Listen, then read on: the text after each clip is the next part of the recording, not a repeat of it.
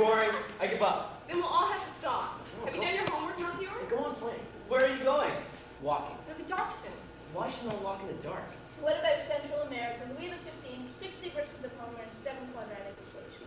To hell with homework. Who's with me? If only the Latin essay wasn't wanted tomorrow.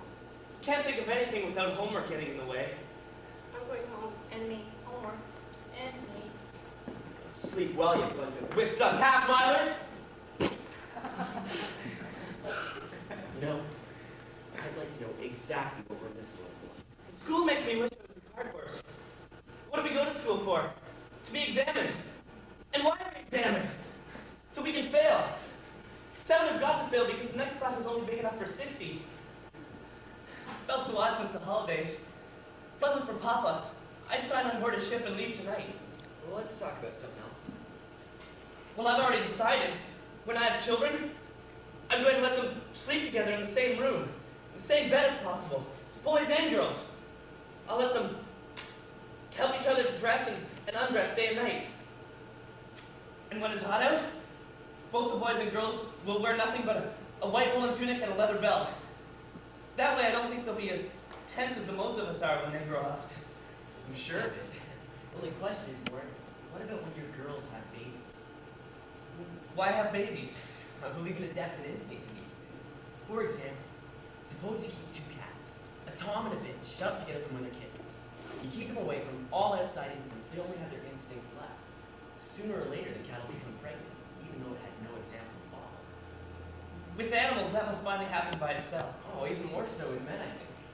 Look, Lawrence, when your boys are sleeping in the same bed with your girls, and they suddenly feel their first masculine itch, I'll make a bet with anybody. You may be right, but still. And it'd be just the same with the girls. Not that girls actually. One can't speak definitely, but at least you can surmise. And their natural curiosity would do the rest. By the way, I've got a question. What? But you will answer. Of course. Promise? My hand on it. Lawrence. Have you really done your homework? Come on, you can ask. There's no one else here. Have you already felt it? What? How you said? The masculine itch. Mm-hmm. And how? Me too. I've been able to for quite some time now. Almost a year. It was like being struck by lightning. Did you have a dream? But only very short. Some legs and bright blue ballet tights. Climbing over the teacher's desk. Or at any rate, I thought they wanted to climb over. I only caught a glimpse. George Zierschnitz dreamed about his mother. Did he tell you that? Out on Hangman's Hill. Melchior, if you only knew what I've gone through since that night. Bad conscience. Bad conscience, fear of death. I believed I was suffering from some incurable internal defect. I only began to quiet down when I started to write my memoirs. Melchior, the last few weeks, they've been a Gagolda to me. I was more or less all set for it. I felt a bit ashamed at first, but that was all. You're almost a whole year younger than me. I wouldn't think anything of it, Lawrence. In my experience, there's no set age for the first time these feelings turn up. You know that tall Lammermeyer with the blonde hair and hook nose? Well, he's 3 years older than me. Hanchin Rilo says he still dreams about the apple tart and custard. Well, how could Hanchin Rilo know? He asked him. He asked him? Well, I wouldn't dare ask anyone. You just asked me. Well, good Lord, yes. Perhaps Hanchin also wrote his last will. The games they play with us, Melchior, and we're supposed to be grateful. I don't ever remember asking for that sort of excitement. Why can't I just sleep in peace till it's all over? My parents, they could have had 100 better children than me. But I came. I don't know how, and then it's my fault I didn't stay away. Haven't you ever wondered that, Melchior? Exactly how we came into this madhouse? You don't even know that, Lawrence. Well, how should I? I see how hens lay eggs. I hear a mother's supposed to have carried me under her heart. Is that enough? And I remember when I was 5, I was already ashamed when anyone turned up the Queen of Hearts with the low-cut dress. Well, that feeling's gone. Now I can't even speak to a girl without something I ought to be ashamed of coming into my head. And I swear to you, Melchior, I don't know what. I'll tell you everything. I got it partly from books, partly from illustrations, and partly from looking at nature. You'd be surprised. Turned me into an atheist. I wanted to tell Hank. You wanted to tell George Zierschnitz, but he'd already had it from his governess when he was a kid. I've been through the encyclopedia from A to Z. Just words. Nothing but words. Not one single straightforward explanation. What good is an encyclopedia if it doesn't answer the first questions about life? Have you ever seen two dogs running across the street? No! You better not tell me now. Just get into hot water with everyone again tomorrow.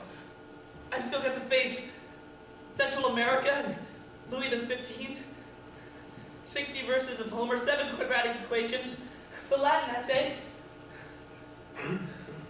You have to study like a card horse. You must feel as docile and stupid as a donkey. Come back to my room. In 3/4 of an hour, I'll do the homework, the equations, and 2 essays. I'll decorate yours with a few simple mistakes and the balls in the hole. Mother will make us some lemonade. We'll have a pleasant chat about reproduction. I can't. I can't have a pleasant chat about reproduction. If you want to do me a favor, give me some written instructions. Write down all you know. Write it as simply and as clearly as possible, and then slip it in my book during PT tomorrow. I'll come across it sometime when I'm not expecting to. I won't be able to stop my weary eyes from running over it. If it's absolutely unavoidable, you can go as far as a few diagrams in the margin. You're like a girl. Well, it'll be rather interesting homework. One thing, Moritz. Have you seen a girl? Yes. Everything? The lot. Me too. So you won't need any diagrams. At the fair. In the cubicle at the back of the wax. If I'd been caught, I'd been chased out of school. So beautiful. As clear as daylight. Last summer, Mom and I were at Frankfurt. Going already, Moritz. Well, homework. Good night. Good night.